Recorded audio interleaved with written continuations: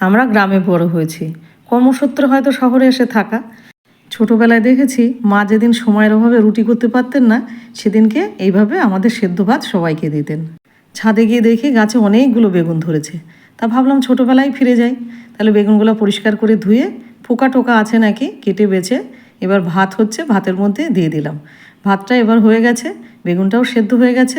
ভাতের মাঠটা ঝরিয়ে নিয়ে এবারে কড়াইতে তেল দিয়ে কটা ছোট ছোট ডালের বড়ি, পেঁয়াজ এবং লঙ্কা এক এক করে সব ভেজে নিলাম। প্রথমে বড়িটা ভাজলাম, তারপরে লঙ্কাটা ভাজলাম, তারপরে ভাজবো পেঁয়াজটা।